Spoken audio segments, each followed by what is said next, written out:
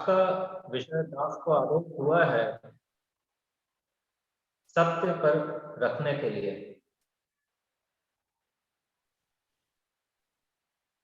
महाराज जी ने अपने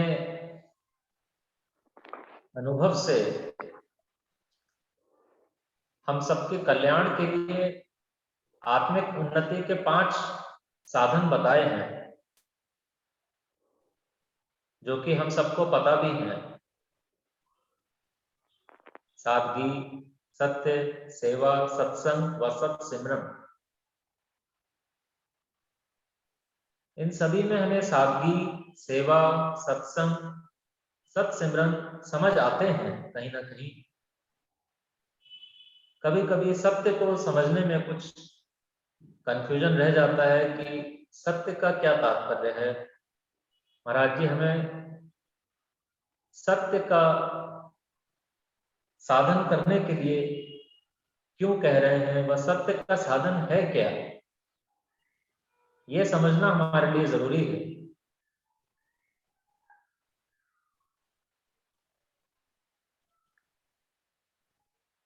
सत्य का क्या मतलब है, महाराज जी हमें बता रहे हैं कि सत्य मानी ये है कि जो चीज हमेशा दायम कायम है उसकी तलाश करने की कोशिश करनी और उसके मुताबिक अपने जीवन को बनाना।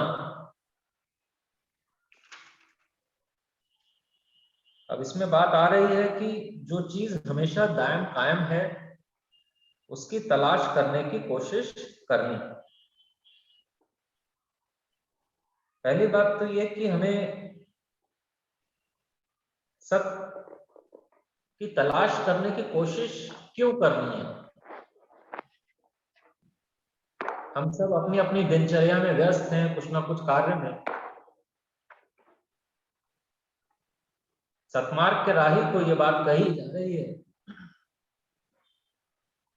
कि वो सत्य की जो चीज हमेशा दायम कायम है उसकी तलाश करें।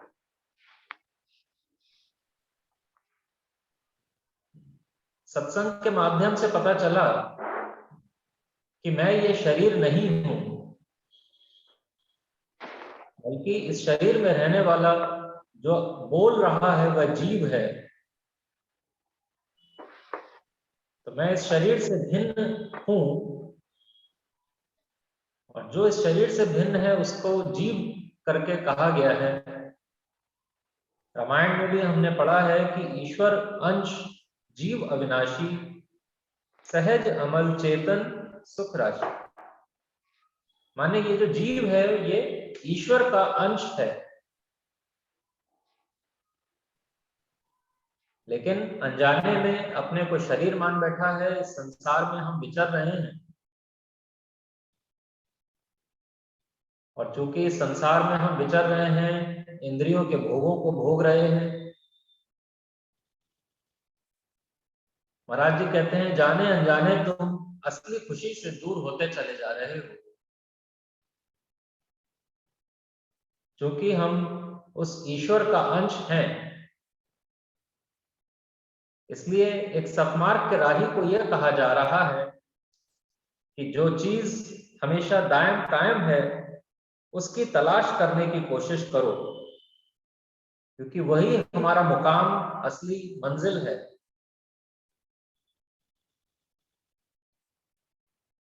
और ये जरूरी क्यों है, क्योंकि जब हम उसकी कोशिश करेंगे उसको खोजने की, तब कहीं ना कहीं हम स्वयं को जान पाएंगे कि आखिर मैं हूं कौन। और जिस दिन ऐसा हमें पता चलेगा कि मैं कौन हूं, तब मेरे सारे सवाल जितने भी मन में उठते हैं उन सब का जवाब मिलेगा।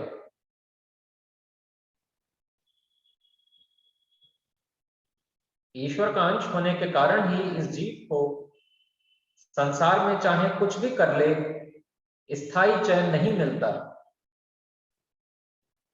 कुछ कुछ इंद्रियों के भोगों को पूर्ण करके अस्थायी चैन जो मिलता है, या जो टेम्पररी चैन उसे मिलता है, उससे कहता है कि मेरे जीवन में चैन है, परंतु महाराज जी ने बता दिया कि यह शरीर व शरीर के भोगों में ना फंसो। अगर तुम ऐसा करते हो तो यह तुम्हारा स्वभाव रजोगुणी या तमोगुणी हो जाएगा, व यह जीवन जिस कार्य के लिए मिला था वो फिर अधूरा रह जाएगा। और जैसे तुम प्यासे आए थे जगत में, वैसे ही प्यासे चले जाओगे। आज की वाणी में भी हम पढ़ रहे थे कि सत्य की खोज करो। ये शरीर जो मिला है कई योनियों के बाद मिला है, और मिला इसी कार्य के लिए है कि ईश्वर की आराधना करनी है। ईश्वर की जब आराधना करेंगे तब अपने स्वरूप का पता चलेगा, और जब अपने स्वरूप का पता चलेगा तब उसी को असली खुशी महाराज जी कहकर बता रहे हैं पूरे लिटरेचर में। कह रहे हैं कि सबके मानी ये है, जो चीज हमेशा दायम कायम है उसकी तलाश करने की कोशिश करनी और उसके मुताबिक अपने जीवन को बनाना। कौन सी चीज हमेशा दायम कायम है ये भी समझना जरूरी है। हम सब सतमार्ग के राही या जो संसारी भी हैं, ईश्वर पे विश्वास करते हैं, लेकिन सिर्फ एक ईश्वर ही ऐसा है जो हमेशा से था, है और आगे भी रहेगा। कुछ खत्म होगा तो मेरा ये अपना शरीर, मेरे साथ वालों का शरीर,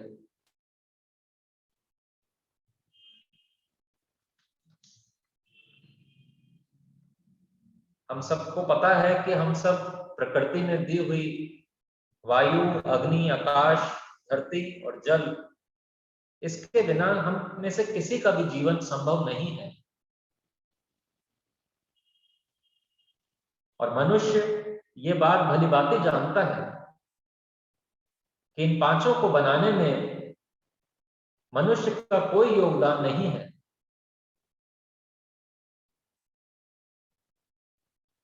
यह सब ईश्वरीय सत्ता के कारण ही हमें दिखाई दे रहा है। फिर भी हमें उस ईश्वर सत्ता पर विश्वास नहीं होता। इस बात को हम भली भांति अभी भी गहराई से नहीं सोचते कि वह ईश्वर सत्ता ही हमेशा दायम कायम रहने वाली चीज है। जो आम संसारी हैं वह अहंकारवश इतने अहंकारी हो चुके हैं कि कुदरत के जो पांच तत्व वायु, अग्नि, आकाश, धरती, जल, इनके विषय में उनसे चर्चा करी जाए तो कह देते हैं ये तो प्राकृतिक है, इसमें ईश्वर का क्या रोल है। ऐसी जड़मति हो गई है कि उसके आगे कोई शब्द नहीं है। सतमार्ग के राही को इन सब बातों का जब पता चला है तो उसको कहा गया है कि जो सत्य, जो कि ईश्वर है, हमेशा उसकी खोज करने की कोशिश करो, वह ईश्वरीय नियमों के आधार पर अपने जीवन को बनाने की कोशिश करो। हर एक बात का सही विचार करना, हर एक बात को सही अमल में लाना, यह सत्य का स्वरूप है। जब तक सत्य की तहकीकात ना की जावे तब तक कभी भी ख्वाहिशों से अबूर नहीं पा सकता। सादगी के चैप्टर में हम सबको बताया है कि अपने जीवन को हमें ज्यादा से ज्यादा सादा रखना है। उसके लिए गैर ख्वाहिशी जितनी जरूरतें हैं, हमारी गैर ख्वाहिशी जरूरत को कम करना है। अब वो कम क्यों करना है? कम इसलिए करना है क्योंकि जिसकी बुद्धि में बात ठहर गई कि इंद्रियों के भोग दुख रूप ही हैं, वह इन सबको त्याग करने की कोशिश करेगा। ख्वाहिशों से अबूर पाना है ये बात हमें समझनी ही होगी। हमारा मन बहुत चंचल है। अपनी इच्छाओं को पूर्ण करने में ही समस्त आनंद आ रहा है। वह नई इच्छाएं बढ़ाते जा रहे हैं। इसलिए महाराज जी ने बताया कि हम गुलामी का जीवन बसर करते हैं। अपनी इच्छाओं के गुलाम हैं हम। इससे ऐसा अगर हम करते हैं कि अपनी इच्छाओं को पूर्ण करने को ही हम जीवन का समस्त आनंद मानते हैं, तो इससे रजो व तम की वृद्धि हो रही है। अपने मन में कैसा कोरना उठ रहा है, इसकी जांच हमें करते रहना चाहिए। महाराज जी के वचनों के आधार पर अपने अपने जीवन का अवलोकन करते रहना चाहिए कि मैं कितना खरा उतर रहा हूं। ये पूरा का पूरा लिटरेचर महाराज जी ने जो हमारे समक्ष रखा है, ये जीव के लिए है, मेरे अपने लिए है। जहां भी मैं कुछ पढ़ूं तो मुझे सोचना चाहिए कि मैं इस पर कितना खरा उतर रहा हूं। और जब मुझे पता चल जाए कि जैसा कहा जा रहा है मैं वैसा नहीं कर रहा, तब अपनी बनी हुई मानसिक बेचैनी की शिकायत नहीं करेंगे। माने मेरा जीवन सुखी क्यों नहीं है, समझ आएगा। हम अगर दवाई नहीं खाएंगे, परहेज नहीं करेंगे, तो लाख कितना भी अच्छा डॉक्टर हमें मिल जाए, आराम कहां से आएगा। वही हाल सतमार्ग के में भी है। सतमार्ग के राही हम सब अपने आप को बड़ा बुद्धिमान मानते हैं। महाराज जी कहते हैं बुद्धिमत्ता इसी में है कि सतमार्ग के विषय में तुमको जो कुछ बताया जा चुका है उसको एज इट इज अपने जीवन में उतारने की कोशिश करो। तो ख्वाहिशों से अबूर पाना आसान नहीं है। इंद्रियों के भोग जिसमें हमें रस और आनंद महसूस होता है, उनसे हमसे कहा जा रहा है कि अपनी ख्वाहिशों से अबूर पाओ। लेकिन जो खुली बुद्धि वाला व्यक्ति है, वह इस बात को समझ रहा है कि अपनी इच्छाएं नई नई इकट्ठी करना ये आग में घी डालने जैसा है। कहते हैं अपना बोल तोल हर पहलू में सच्चा रखना, यह सत्य का स्वरूप है। जो दिल में बात होवे वह जबान से कहनी, यह सत्य का स्वरूप है।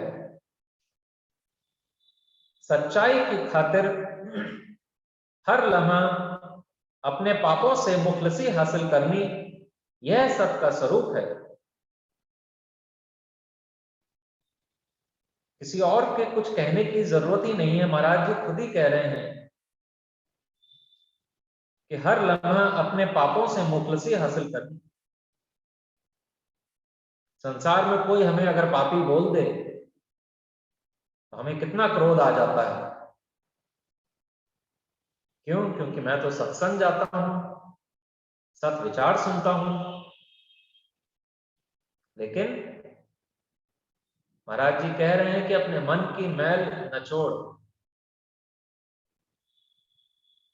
सूक्ष्म रूप से हम सब के मन में बहुत सारी कामनाएं बैठी हुई हैं।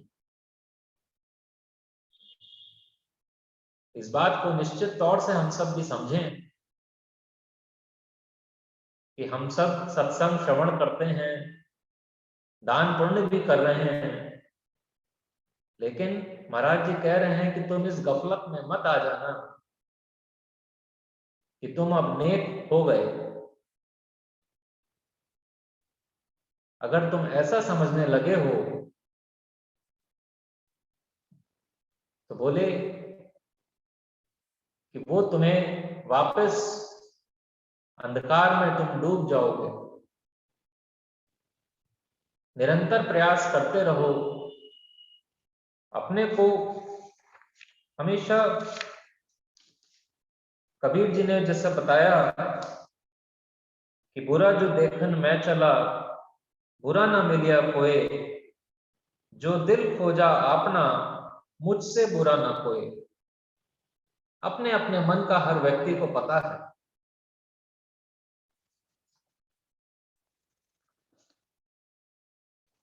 कह रहे हैं कि जब तक सच्चाई की तलाश ना करें, तब तक कभी भी इस दुनिया के जाल से रिहाई नहीं पा सकता। सब संसार मिथ्या है, सत्य एक ईश्वर है। इस विश्वास को धारण करना सत्य की असली पूजा है।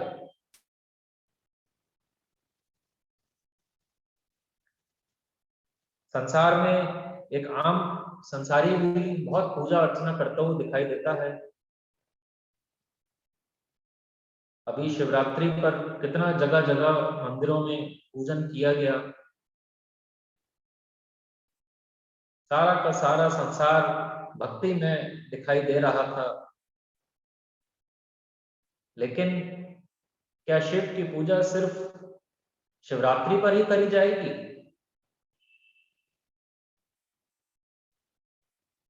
और पूजा के नाम पर देखिए कैसा हो रहा है, पिकनिक मन रही है। महाराज जी ने हमारी आंखें खोल दी हैं। उन्होंने बताया है कि पूजन करने का क्या वो है, ध्येय क्या है, क्या लक्ष्य है पूजन करने का। ये बात किसी आम संसारी को बताएंगे कि पूजन किस वजह से करी जाता है, तब पता नहीं उसकी बुद्धि में ये बात कितनी ठहरेगी, कितनी नहीं।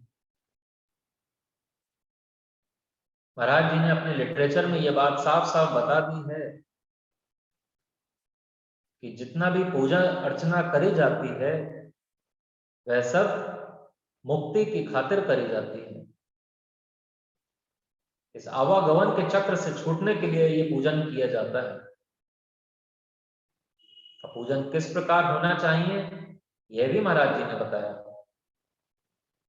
कि जितने भी सत्पुरुष हुए हैं, ईश्वर जो देवी देवताओं जिनकी हम पूजन करते हैं, उन्होंने कैसा जीवन स्वयं जिया है,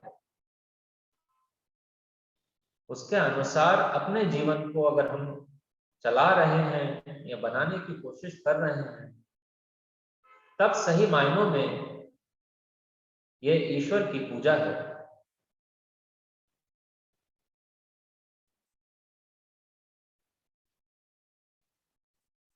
कह रहे हैं कि नाशवान दुनिया के दुख से सच्चाई की तलाश करने से ही निजात मिलती है। जो आदमी सत्यवादी नहीं, वह अपनी अकल का चोर और मक्कार है। वह कभी भी राहत को हासिल नहीं कर सकता।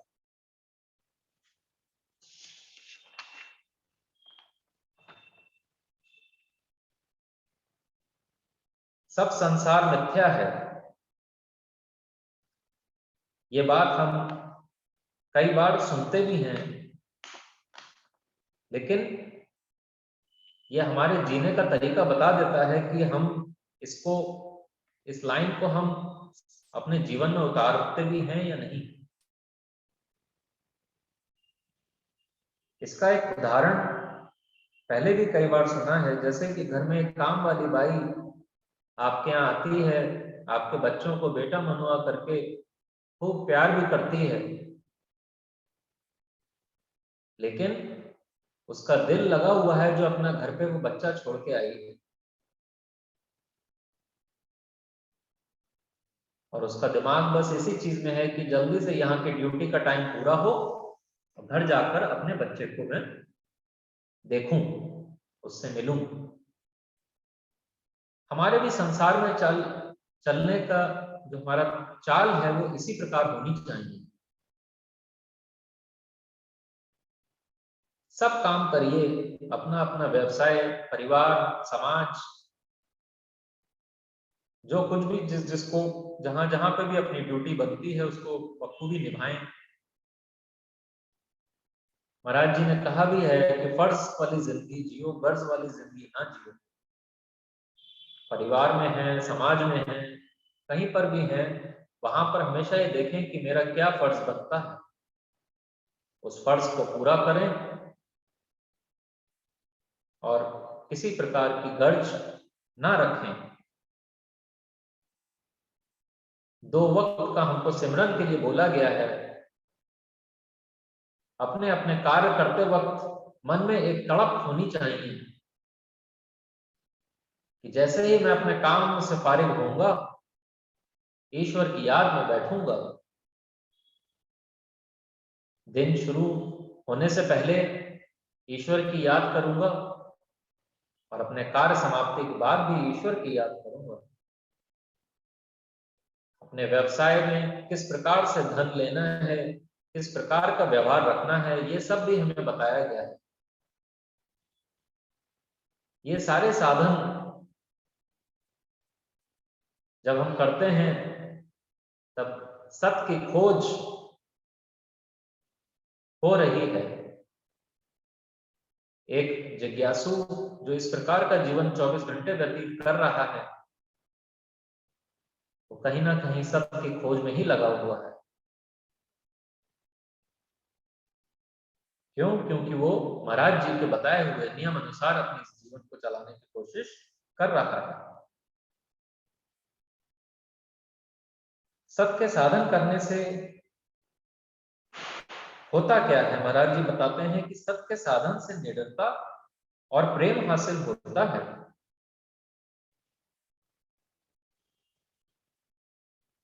कह रहे हैं निडरता आती है सत्य के साधन से। बोले कैसे? हम सब भी अपना अपना जीवन काल देखें कि कितने समय से हम सबके मन में नकारात्मक विचार चले आ रहे हैं कि कहीं जीवन में ऐसा ना हो जाए, कहीं वैसा ना हो जाए। कितनी उम्र निकल जाती है भय में, परंतु जितना सोचते रहते हैं उतना नॉर्मली होता नहीं है। और जो ईश्वर हुक्म में रहना सीखता है वो तो बस यही कहता है, तेरा भाना मीठा लागे, तेरी रजा में राजी। जो सतमार्ग का राही है, जब वो ईश्वर हुक्म में जीने लगता है तब उसके जीवन में भले ही कोई चीज संसार के हिसाब से या उस व्यक्ति के हिसाब से भी गलत हो रहा हो या उसके जीवन में कुछ उल्टा पुल्टा हो रहा हो, वो कभी इस बात को नहीं कहता कि ऐसा क्यों हो गया। वो ये बात अंदर से जानता है कि जो कुछ भी घटित हुआ ये तो प्रारब्धवश है, ईश्वर के हुक्म में ऐसा होना था। तो ऐसा व्यक्ति जीवन में डरता नहीं है, उसके जीवन में धीरे धीरे निडरता आती जाती है। जब समय अच्छा चल रहा है, सब कुछ ठीक चल रहा है जीवन में, तब तो हमें कोई शिकायत है ही नहीं। सारा का सारा अध्यात्म विद्या विचार जो कुछ भी हम सुनते आ रहे हैं सुनते समय से, यह सब जब हमारे जीवन में कुछ विपरीत परिस्थितियां आती हैं तब ये सारे विचार हमारे काम बहुत आते हैं। महाराज जी बताते हैं कि सबके साधन से निडरता और प्रेम हासिल होता है। तो प्रेम प्रेम कैसे हासिल हो रहा है? आरती में भी जब समता मंगल में एक लाइन आती है, सब जीवों से प्रेम हो तन मन सेवाधार। सब जीवों से प्रेम करने के लिए कहा गया है। अध्यात्म विद्या जब हमने पढ़ी, सुनी व समझी कि इस शरीर में ईश्वरीय सत्ता भी मौजूद है, तब ये सोचिए कि हम सामने वाला व्यक्ति जिससे हम मिल रहे हैं उसके शरीर में भी ईश्वरीय सत्ता मौजूद है। जब ऐसा ख्याल मन में आएगा तब कैसे हम उस व्यक्ति से क्रोध कर पाएंगे, कैसे हम उससे घृणा कर पाएंगे? जैसे मेरे शरीर में ईश्वर का वास है, वैसे ही दूसरे के में। इसलिए ईसा मसीह को भी जब सूली पर टांगा गया था, तब उन्होंने करुणा रखते हुए कहा कि इन्हें नहीं पता ये क्या कर रहे हैं, हो सके तो हे ईश्वर इन्हें माफ कर देना।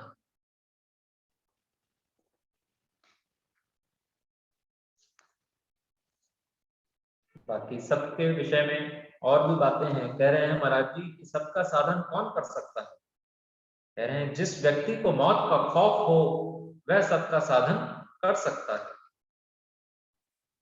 और सबके धारण करने से समस्त विकारों का नाश होता है, और जिसके अंदर सत का विश्वास नहीं है वह व्यक्ति कपट, मान, ईर्ष्या, लोभ और मोह की अगन में जलता है। यही हालत असली जहालत है, जिससे जीव बहुत कलेशवान रहता है।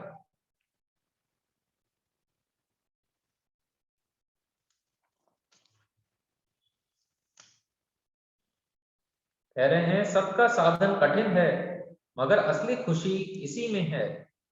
इसलिए जो चीज अंजाम में सुखदाई होवे उसको कोशिश करके धारण करनी चाहिए।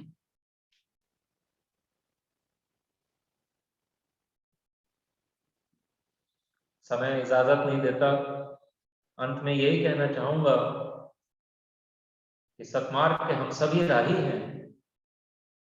हमको बड़ी गंभीरता से चलने की जरूरत है। जीवन काल बहुत अल्प समय के लिए मिला है। कुछ पता नहीं है कब कौन लाइन में लगा है। श्वासों का कुछ नहीं पता है। जिस से अपने जीवन में जितना भी महाराज जी के नियमों पर चलकर अपना अपना हम कल्याण कर सकें, यही हमारा लक्ष्य होना चाहिए। ओम ब्रह्म सत्यम।